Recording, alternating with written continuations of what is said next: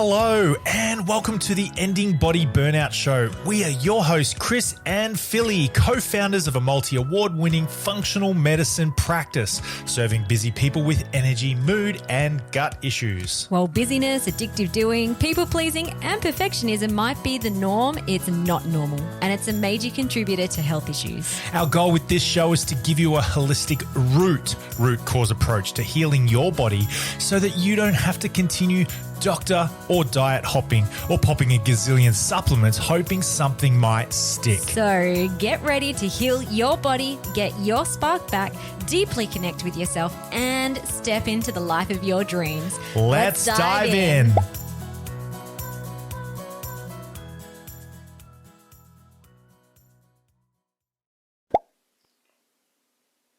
Hello, welcome to the potty. Have you ever felt stuck with implementation? You know all the theory, you know what you should be doing in order to heal and to be well. Maybe you might even have studied, or you're a practitioner yourself or a therapist, or maybe you're just a health nut and you gather all this information but you really struggle to implement and to take action. If that is you, you're going to really love today's podcast episode. It is a live root cause coaching session that Chris did with the lovely E.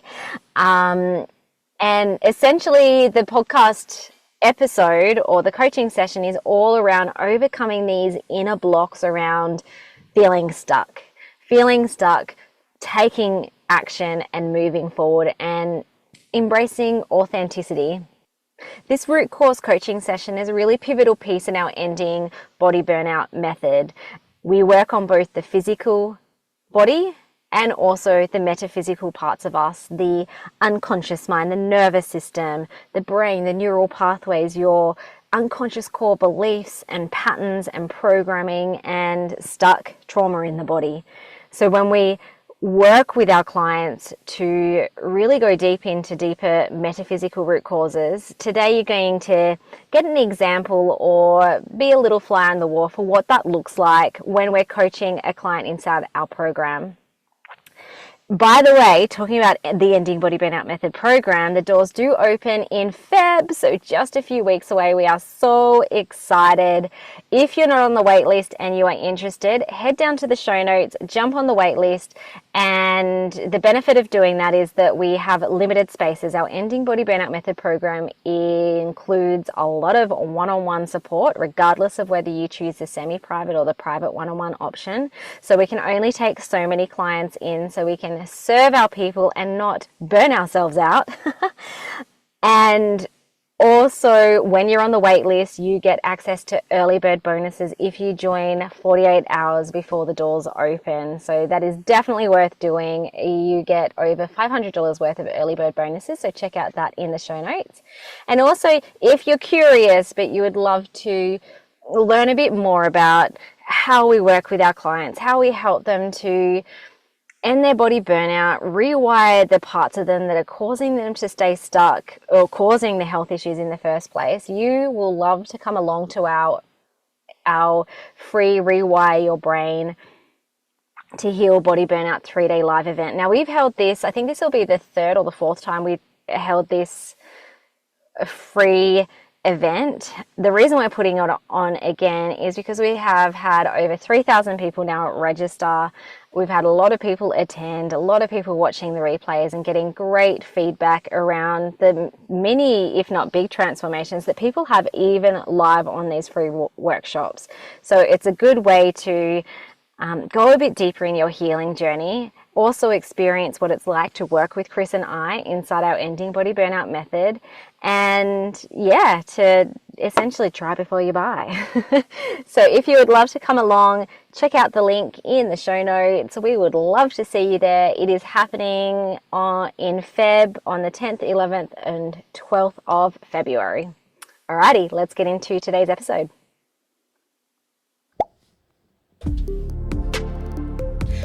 Hello and welcome to this episode of the Ending Body Burnout Show. Today you have me, Chris, for a live coaching call, and we have a guest on the line. We've got E. Welcome E to this coaching call. Thank you for having me. No worries. I just want to set a couple of frames with you before we get into it. Is it okay if, and this probably sounds a little bit silly, is it all right if I be your coach today? Yeah, sounds good. Cool. Awesome. In your opinion, what are you, what does coaching mean to you? I guess it's a sort of hand in hand walking alongside you, supporting someone to explore different aspects of their lives and themselves, and guiding them towards kind of where they want to go. Yeah, cool. I love it. Sounds good. Something else that I'm wondering if I could pop in there, kind of like a mirror. Mhm.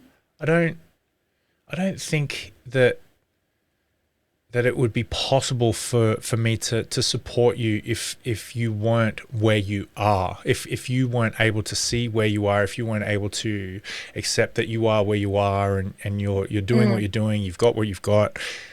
So is it okay if I kind of be a metaphorical mirror and reflect back to you things that you've said, things that you're doing, that sort of thing? Yeah, sounds good. Cool. And the other thing about coaching that I like to think about is, if it seems like we're going in a direction where you kind of don't want to go, you feel either unwilling or there's some sort of I don't like that. I don't want to go there. Is it cool if you just let me know? And I mean, if we have to, we can edit that out of the podcast recording, or but just I'm giving you permission to stop me if we go anywhere that you don't want to go, and just kind of pump the brakes. Is that cool? Yeah, for sure. Okay, Sweet. cool. And then the flip side of that too, is it cool if I maybe jump in with hey, just real quick, like an interrupt buzzer or whatever, just to say, hey, E, is it cool can I just pull you up there? Is it all right if I do that? Yep. Awesome. Yeah, that's fine. Nice.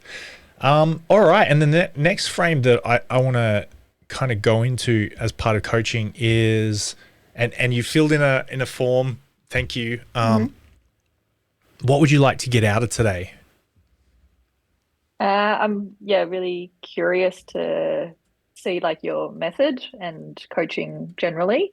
I've been in therapy before with a few different therapists and different modalities, but this one kind of spoke to me because you guys look at sort of the holistic view of a person. So I'm sort of curious and want to explore, and I don't have anything like any goal or specific outcome that I'm looking for. I guess I just kind of want to see where it goes. Cool. All right. Well, technically we could like end the call right now and we're already there because we've just gone somewhere, haven't we? So if you had to want for something, even though you might not have any sort of goals clearly defined, I've got your notes, but I just kind of want to know your thoughts right now. What's something that if you could jump off our call today and just be like, sweet, yeah, cool, I like that. I can take that and run. I like that. What's something that you would like to walk away with, or have, or be, or think, or do, something like that? I guess a bit more of an understanding or new sort of perspective on the way that I kind of feel a bit sort of stuck or like block myself from doing stuff that I know is helpful for me, and that I just don't engage in so much. Like I know that it's there and I know that it's accessible and I think about it, and I don't necessarily that doesn't necessarily translate into action as much as I would like or think that would be helpful.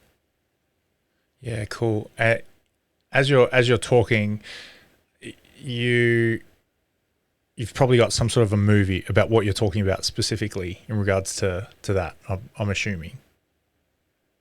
Yeah, I mean, there's a few different aspects to that, but I'm thinking about it more in terms of my own understanding of um, like the nervous system and stress and how that's managed, and more sort of somatic practices that I sort of understand the theory, and like it all makes sense to me, rationally. But there is a sort of a block in terms of actually engaging with some of these practices, and regulating my own nervous system and managing my stress. There's something about I can't do that for whatever reason. So just said differently, and to clarify, you want to do some nervous system regulation stuff that you've been exposed to, that you've learnt, but you feel blocked. Mm-hmm. Yeah. Cool. All right.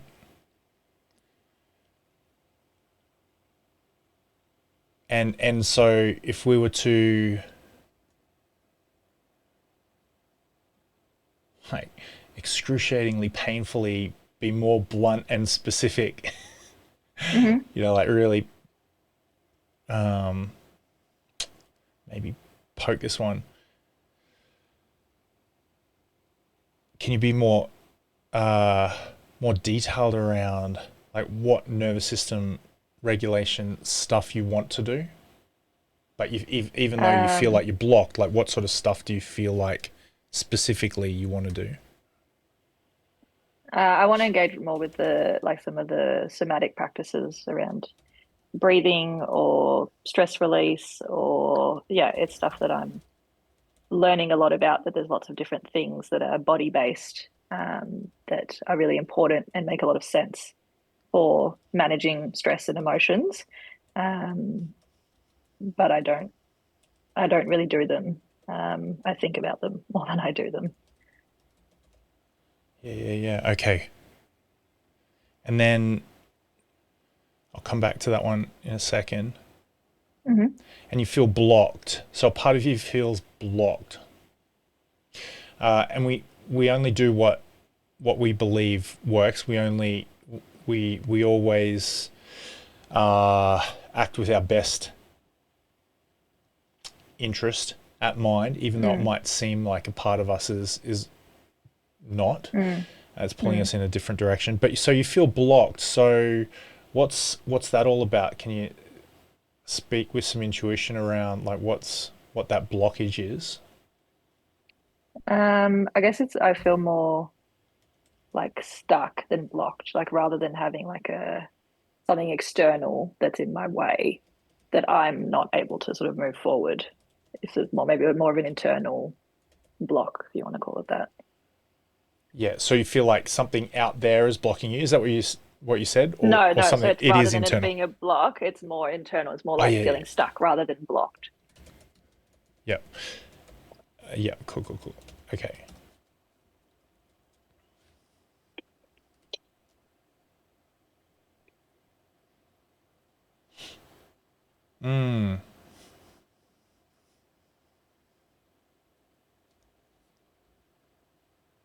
Okay, thanks. So I'm just gonna bring up a little thingamajig. Mm-hmm. So this will be visible to you live on the call, but for our listeners, they won't see what we're talking about. Basically, what I'm going to do, listeners, is I'm going to draw a cross on a page, like a Cartesian logic, quadratic logic kind of type deal. And let me grab some text. I'll make that smaller. So I'll share my screen in just a moment with you, E. Mm-hmm. Can you see that okay? Yeah. Is it blurry? I might zoom in just a little bit. No, it's better zoomed in, thanks. Okay, cool. Okay, so let's go. Um, benefit, benefit, cost, cost. Okay, so this is just a simple cross that I've drawn on a page, and I've got benefit up the top in the top two quadrants, and I've got cost down in the bottom two, and I'm just gonna populate these. What do we call them? Quadrants as we Yep. go. Mm-hmm. Okay, so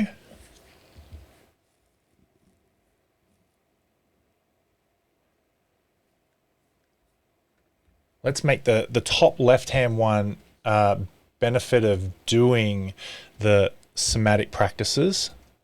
Mm-hmm.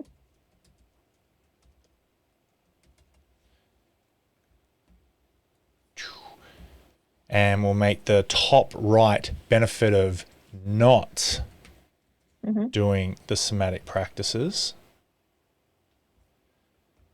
We'll make the bottom left, we'll make it the cost of doing the somatic practices. Mm-hmm. And the bottom right, the cost of not doing the somatic practices. Mm-hmm. So what do you feel like?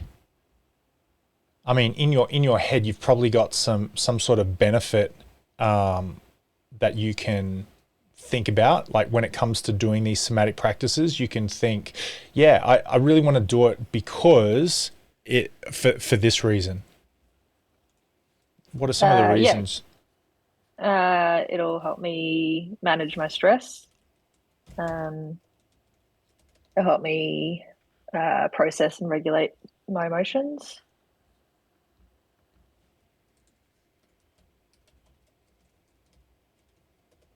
Which I recognize would have sort of flow-on effects to just sort of feeling more at peace and sleeping better and maybe showing up in my relationships in a bit of a different way.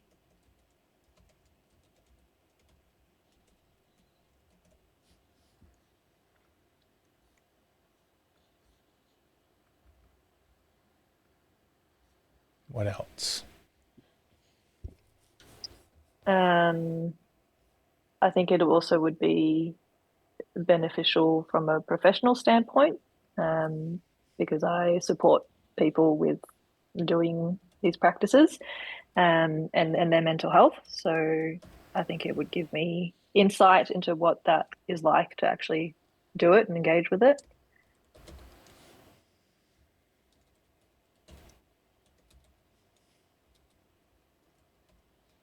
What else?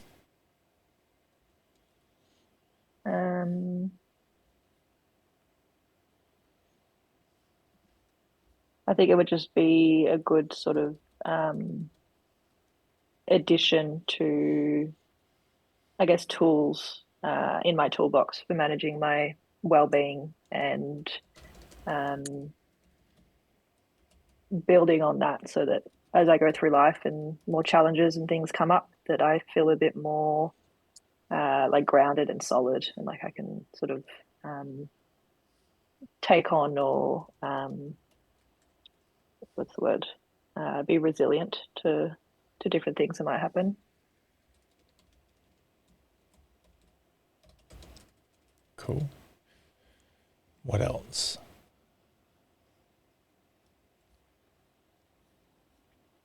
I don't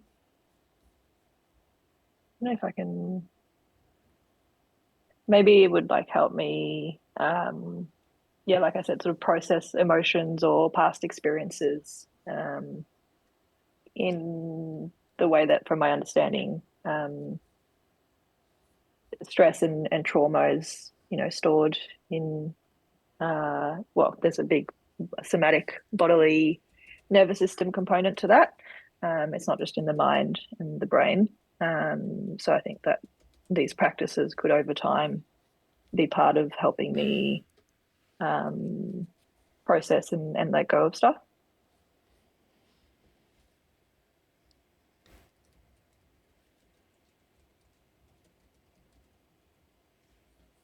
Yeah.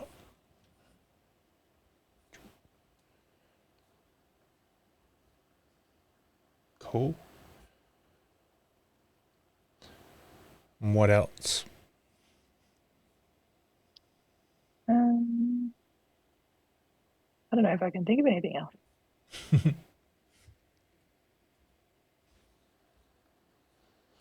And even though you might not be able to think of anything else, is there anything else that might seem obvious or not obvious that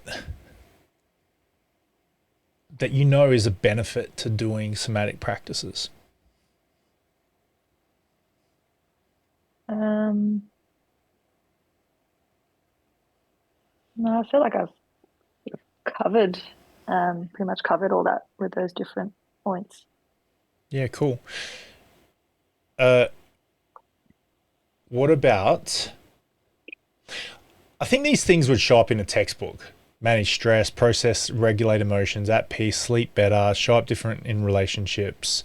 That one I think is personal. Benefit you professionally.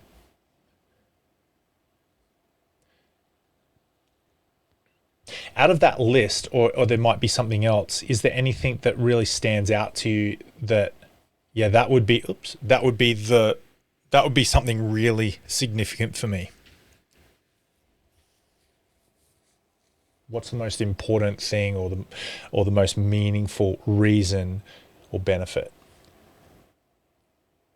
I think it would be like the overall sort of overarching aspect of processing, yeah,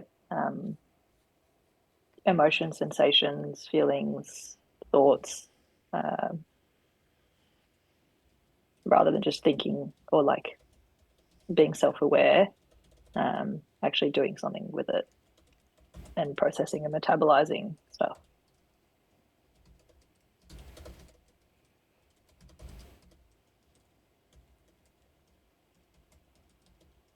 Yeah. Okay. Cool. I'll just make that a different color because that sounds like it's pretty meaningful to you. If you could, okay, so if I just stop sharing my screen now, if you could process and let go of past traumas and experiences, emotions, sensations, thoughts, not just being self-aware, but doing something with it, metabolizing it. What would that give you? I think it would give me more of a sense of like, yeah, groundedness and peace and control over my life, and just more understanding of how to cope with these different things so that they don't necessarily feel like they're kind of running the show, if that makes sense. Yeah. And if you could understand how to cope and not let them run the show, and you could feel groundedness and peace, what would that give you? I guess more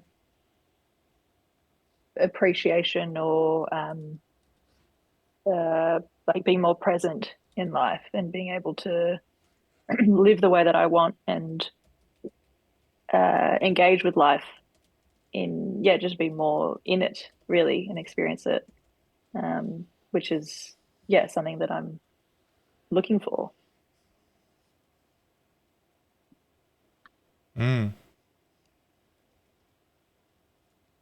And if you could be more present in life and live the way you want.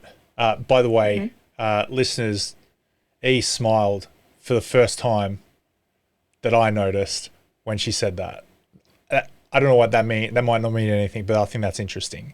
That when you started talking about being present in life and living the way you want, I don't know what was that smile? What did that mean? Anything? Was that anything? I don't know. I wasn't really conscious of it. Yeah. That's interesting. That you smiled all of a sudden when you started thinking about living the way you want and being more present in life. That's pretty cool, I reckon. Might not mean anything. That's interesting. Okay, so if you were to be more present in life and you were to live the way you want, can you just take a moment, E, and just, I don't know, mate, would you feel comfortable closing your eyes for just a moment? Yeah, yeah. Okay. Closing your eyes. And just contemplating being present in life and living the way you want.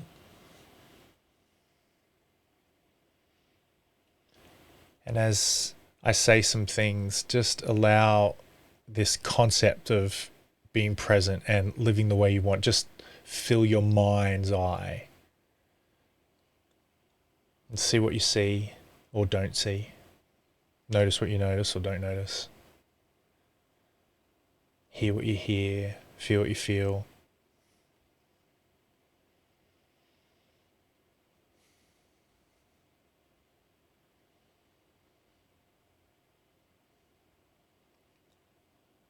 And allow yourself to feel and be present right now in your mind's eye. Living the way you want in your mind's eye. Just allow whatever comes up to come up.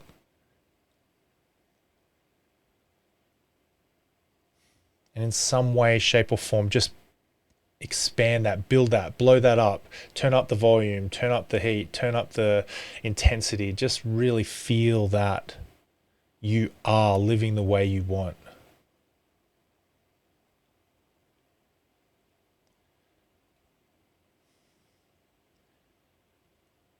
Let me know when you can see that and feel that and notice that in your mind's eye.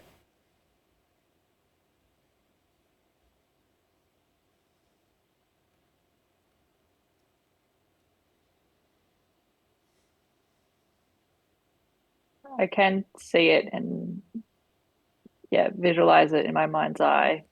And there's also a part of me that pops up and like puts the brakes. Yeah, cool. Okay, so that part of you that's putting the brakes on, what's that part like? Is it like a part of you, or is it somebody else? Is it a voice? What is that brake? I guess it's like it doesn't have a particular voice, but I guess it's thoughts that pop up, and maybe it's a bit of a anxious part or like apprehensive, maybe. Yeah.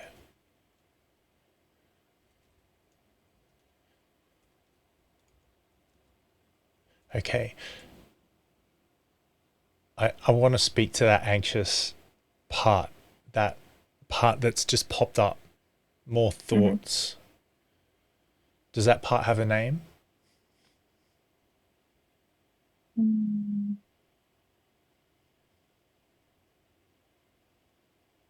The word like cautious is coming to mind, but that doesn't fully seem accurate. Yeah, that's actually really logical, because that part probably doesn't think it's being cautious, but another part of you labels it as cautious. So what this other part of you has some thoughts, some anxious parts. It just pops up.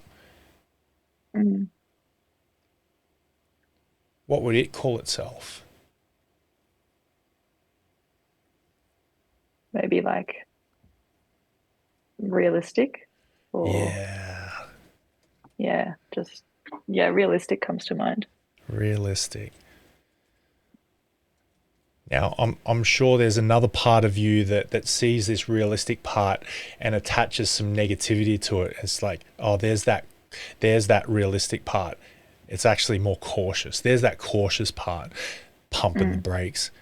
or always popping up with their thoughts, always anxious, always apprehensive. Mm. And this realistic part,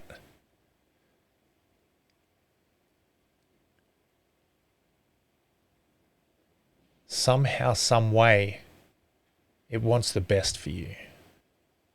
Mm. What's the benefit of this realistic part?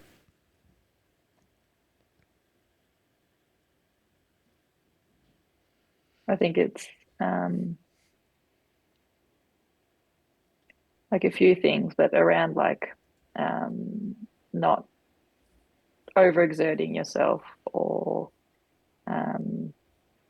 like setting the bar too high, or setting a standard that I would then have to sort of meet to then not disappoint myself or other people, or exhaust myself and yeah, feel like I'm sort of on the go all the time and I don't know how to just rest and just be. And let's just say you can avoid disappointment, you can avoid embarrassment, you can avoid exhaustion. What would the benefit of that be to you, to avoid those things? Well, I guess they're things that are uncomfortable or maybe painful at times. Yeah.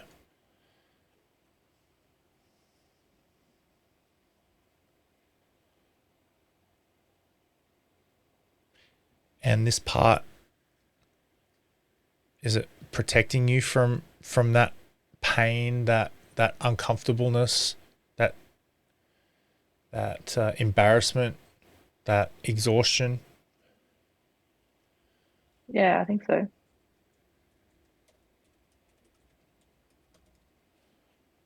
In your body, where does this realistic protection part live or hang out?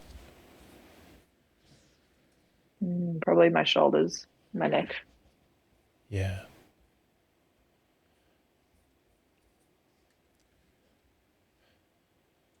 Sounds like that part is carrying a lot of responsibility, holding you safe and protected.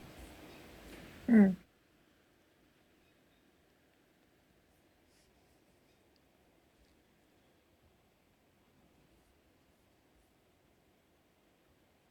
And if you could be protected, if you could be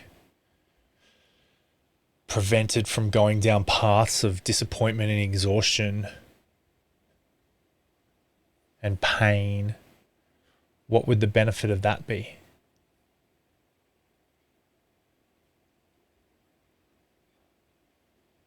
What would that give you?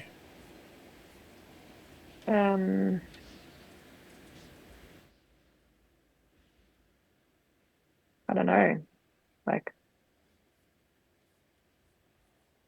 other than like avoiding stuff that I don't necessarily want to feel or have as part of my life. Um, yeah, I think it's just avoidance or preventing things that I don't want. And if you flip that around, avoiding and preventing things that you don't want, what is it giving you?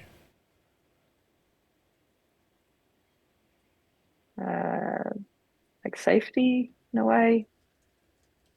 Um, like yeah, security or like containment maybe. Yeah. And where in your life do you feel like you need more safety, security, and containment, protection?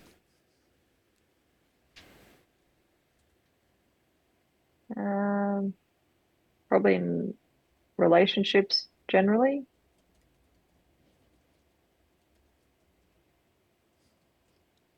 Yeah. Is there any other area? Um,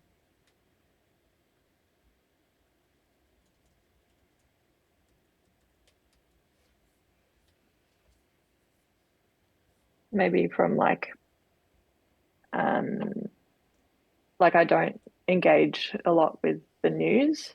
There's just there's a lot of stuff that the news brings up that feels like a lot and can feel overwhelming. So I guess it's like sort of protecting myself from some of that stuff and protecting my peace. Yeah, protecting your peace.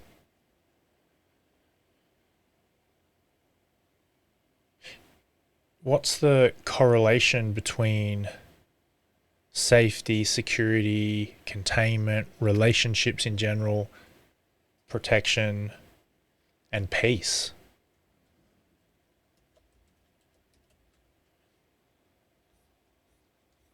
I guess it's on some level there's a connection or a link between relationships are not necessarily safe or peaceful, or they can be they can be fraught, and it's stepping into situations that could be challenging or upsetting, or there's complexity there, and it's safer and more peaceful maybe to not engage or to hold back in some way.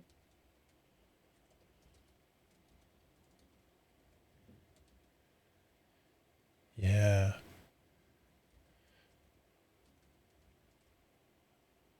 So it sounds like this realistic part of you, remember where we started off this journey contemplating this part, this realistic part gets labeled as cautious and negative by another part of you or other parts. But then this cautious or realistic part, it really does sound like this is a part of you that loves you and wants the best for you. It's trying to protect you. It's trying to keep you safe. It's trying to keep you contained. And there's things that you choose to not engage with because there's a lot of stuff and overwhelm, like news. And sometimes relationships can also, in your experience, not be very peaceful, safe environments. There's some complexity and challenges in there. A part of you wants relationships, doesn't it? Like a part of you craves that. Yeah, for sure. But then that other part of you is cautious. It's realistic. It wants you to hold back, not to engage, so that you can stay peaceful. Is there anything, as I said that, is there anything else, any sort of insights or awareness that pops up?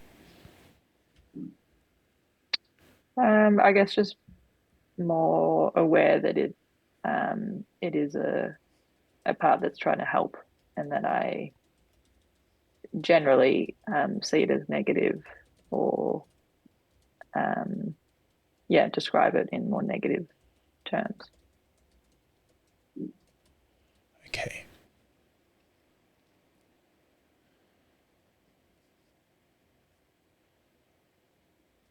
All right. And if you can bring your attention to this other part of you, this other part that wants you to do somatic practices and have a professional experience with these practices and have this in your toolbox.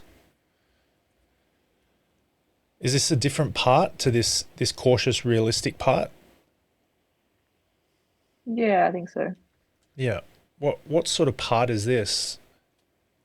Does it have a name? I guess it's more like optimistic, and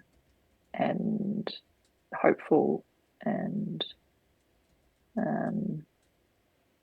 like engaged. Like, I don't know, the realistic, cautious part just makes me think more of like the whole pulling back, and this other part is more like forward.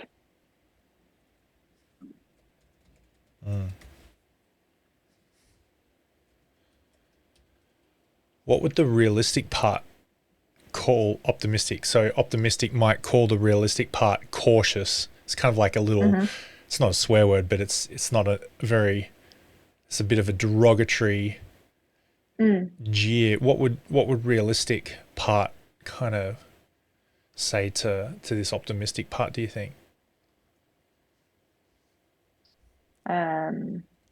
Maybe that it's like naive, maybe, or like what's the word?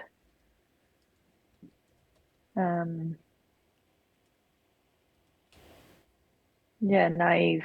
Naive comes to mind. Yeah. Yeah, so it's a little bit mean, isn't it? This optimistic part wants the best for you, as does the realistic part, but the realistic part or the kind of says mean words to this optimistic part. It's like you're naive. You're so and so.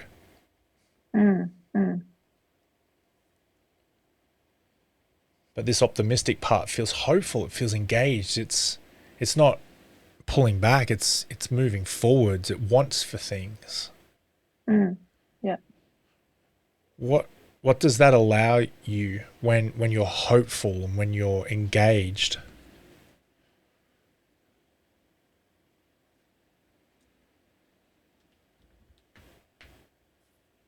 Just, yeah, I think it allows me to sort of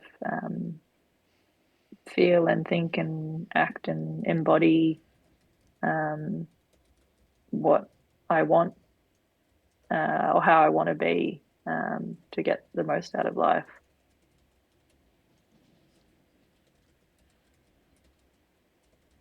Yeah, here we go. So yeah, and so this part allows you to feel and think and act and embody what I want and how I want to be.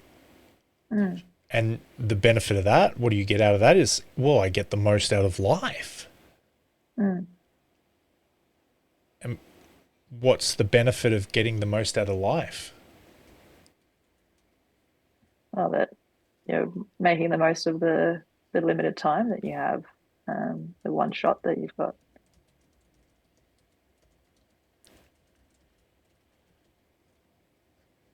Yeah. And if you thought about where this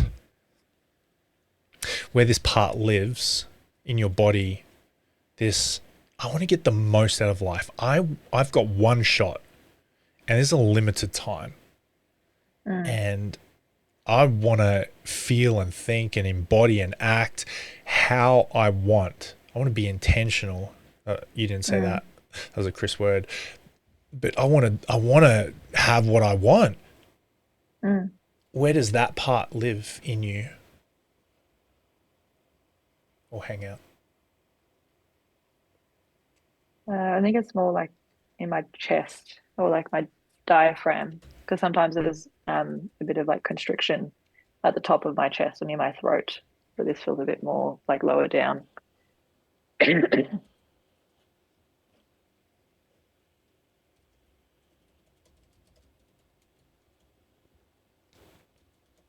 Okay.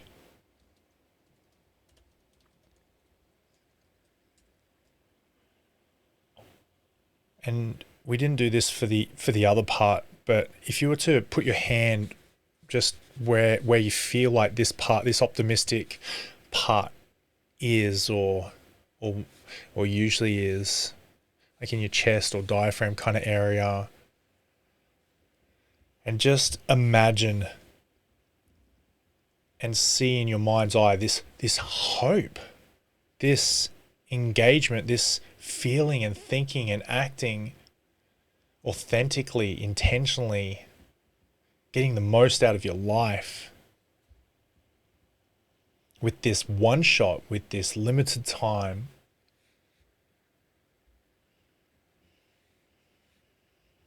What does that feel like for you emotionally when you think about having that and being that?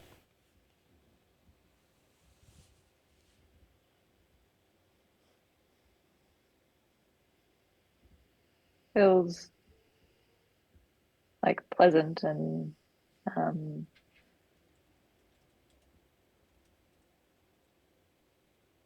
like, I don't know, like grounded or like less, I guess, like more relaxed. It's not like tense, or you just sort of like um, breathe out and like just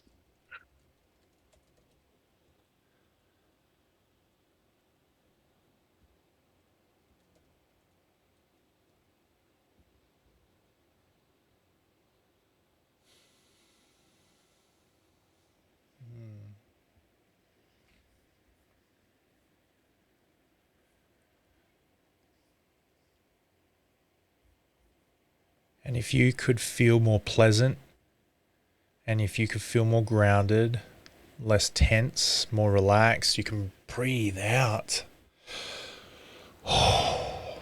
What would that allow you to have?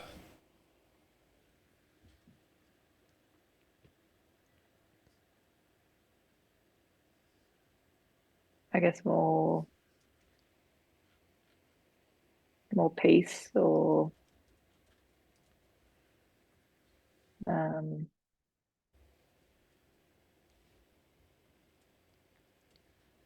maybe more clarity, more confidence, um, more joy.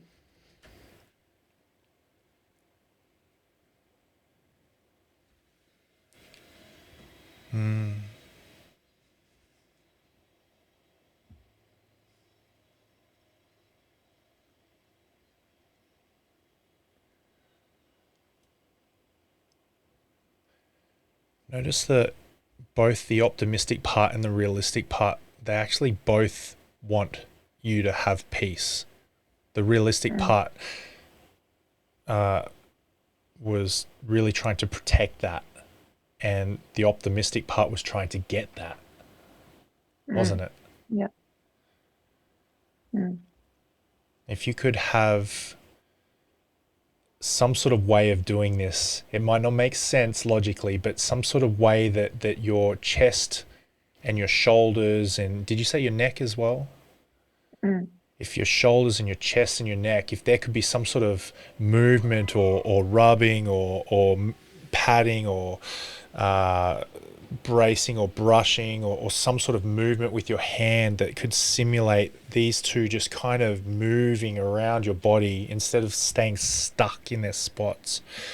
Just over the next minute or so, just while I talk, just allow your hands to simulate this energy moving, like from chest, shoulders, neck. Just see what feels nice. Just intuitively allowing your hands to move that energy. Might be big movements, like a brushing along your neck or your shoulders. Yeah, and just visualize that you're giving love and attention, intention. You're noticing, you're focusing on these parts. This realistic part, it really does love you. It really wants the best for you. And as you touch that part of you, you give it some energy, you give it some notice. What can you say to that part of you out loud that would allow it to know that you hear it, you know it wants the best for you?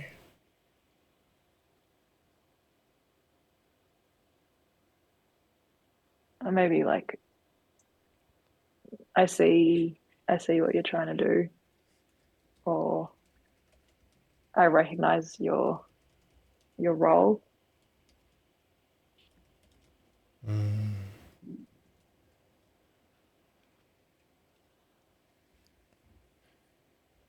Yeah. And what would that realistic part want to give to the optimistic part?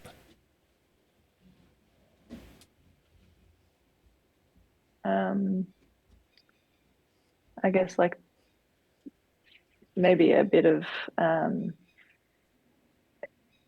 a bit of caution, or like go forth and do that and engage in that. Just don't get completely swept up in it. Because Because um, I don't know, part of it is like you still have to brace yourself in some way, or you can't just look at everything with rose-colored glasses. And yeah, you're like, there is going to be pain and hurt, because life is messy and being human is complicated. So um, you can't just go ahead and pretend that that stuff won't happen.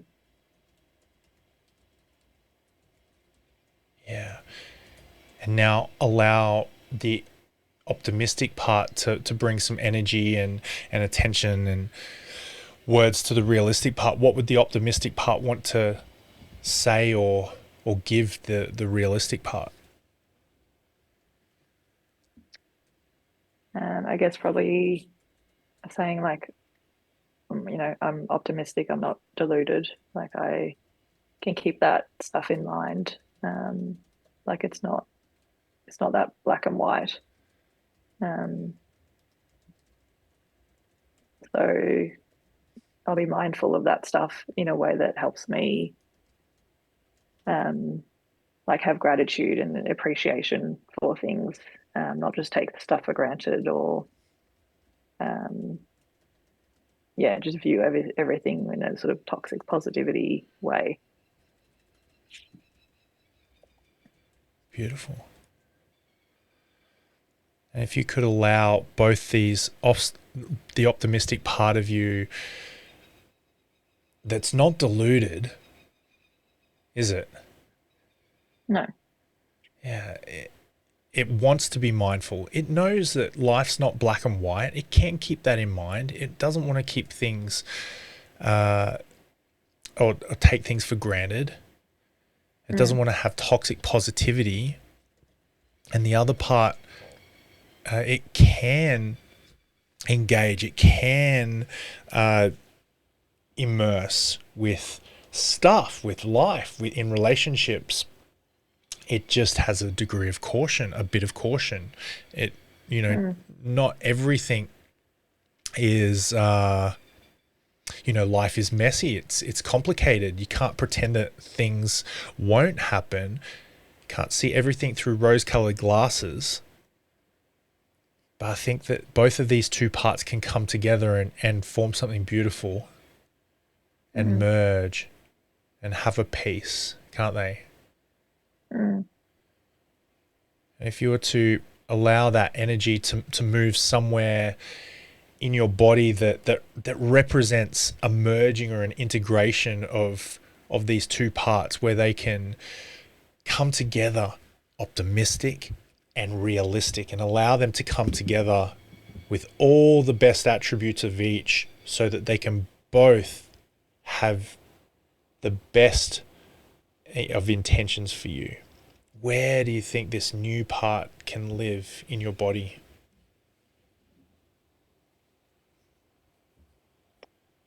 I like visualizing it, or feeling it as like a Yeah. Where do you want like to put it? in my diaphragm, and in like my mid back. Like it's Cool. something that's like through my abdomen, if that makes sense. Yeah, that sounds cool. So if you could bring some energy and intention, some attention to that, and imagine the joining, the merging, the integrating, the combining of these two parts, the optimistic and the realistic part. And what does it become? What's this new diaphragm back living part? What's its name? The word authentic is coming to mind. Beautiful.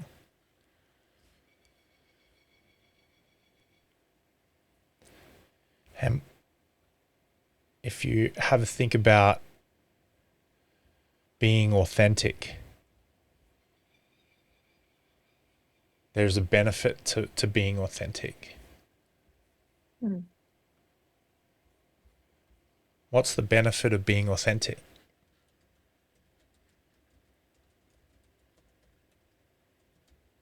I guess it's living mindfully and meaningfully.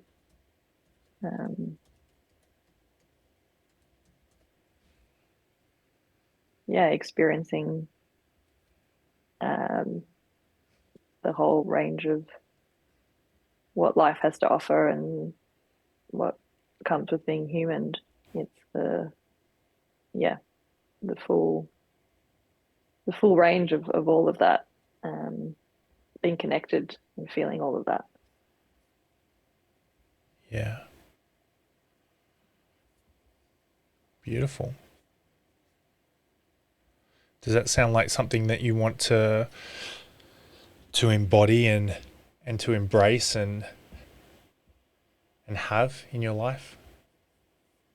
Yeah. Cool. And when you feel like you're ready, come back to here, come back to the room and me. Open your eyes.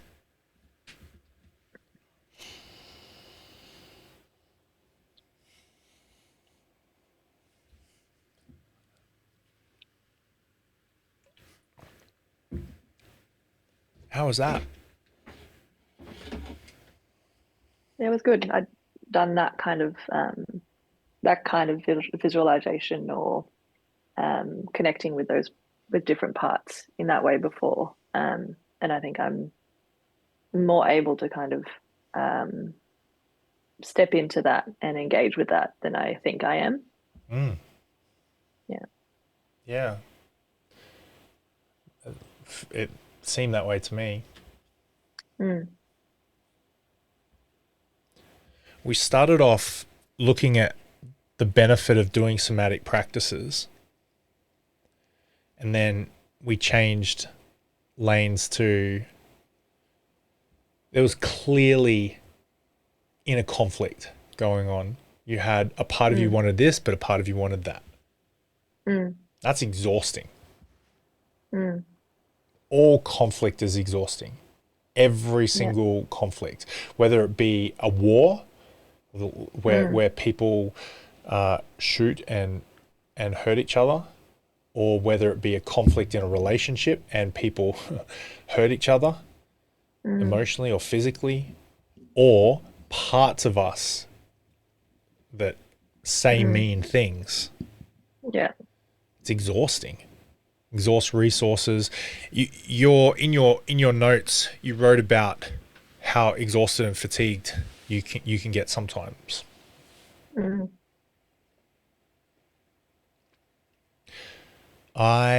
Through my experience with fatigue, you can take supplements, you can do treatment plans, all this sort of stuff. But if you've got inner conflict, if you've got parts that are in conflict with each other, you can't outsup that. Yeah.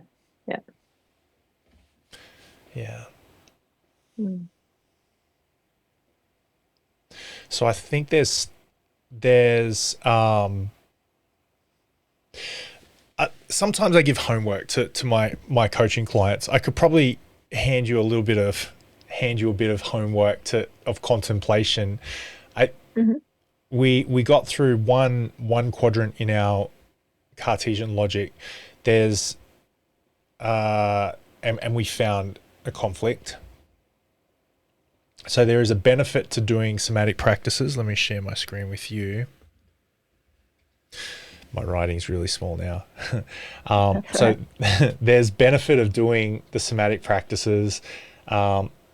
There's also a benefit to not doing somatic practices, and we highlighted that with the conflict that was happening in you. Mm-hmm. So a bit of homework could be just writing down some of the insights that you have that you can remember. Mm-hmm. And then there's like a cost. There's a real energy cost of doing this somatic practices. It's an investment. It's a I just bought some stuff from Anaconda today. I paid money for it, so there was a cost for those things.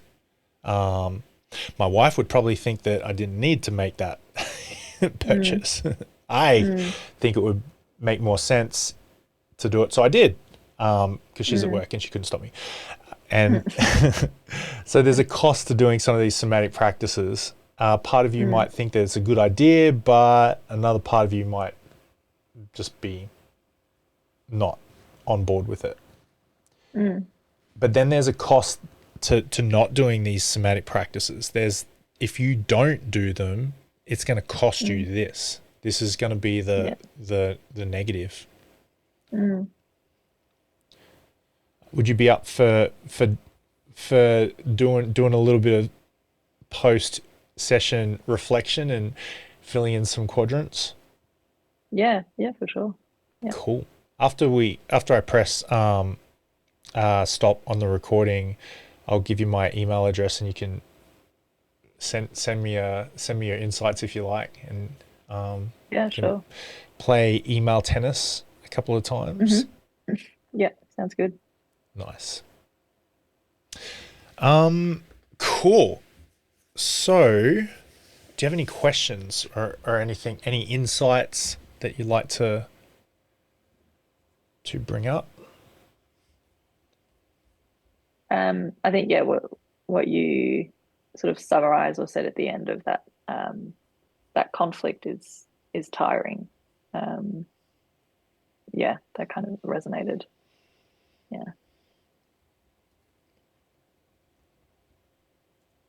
This is what you said at the start. You didn't really have a goal, but you wanted to understand new. My notes. I sometimes don't write good English in my notes. Understanding or new perspective about the way I'm stuck or blocked doing the things that are helpful for me. Do you feel like we moved towards that in our coaching call today? Yeah, for sure. Yeah. Sweet. Cool. All right. Is there any other final things you wanted to bring up or discuss at all? No, I think it's stuff that I'll sit with and reflect, write some stuff down, and just be with for a bit and let it sort of percolate. Yeah. Yeah. Cool. I think as you can't have a good relationship, any sort of relationship where there's conflict. Professional, political, romantic, and it sounds like you did have in the past, you did have a bit of conflict in you. And so as you contemplate and reflect on this new authentic part of you, and you allow it to move through you, like what you envision, that will allow you to live mindfully, meaningfully, have some purpose. I think that sounds pretty cool, in my opinion. Yeah, for sure.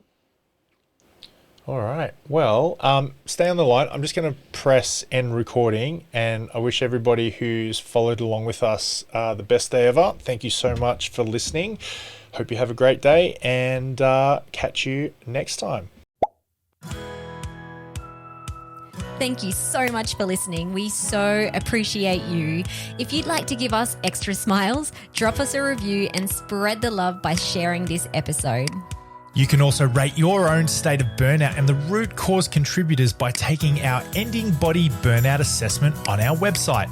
And if you're interested in learning about our group or one-on-one Ending Body Burnout programs, shoot us a DM via Instagram or Facebook. Have the best day ever.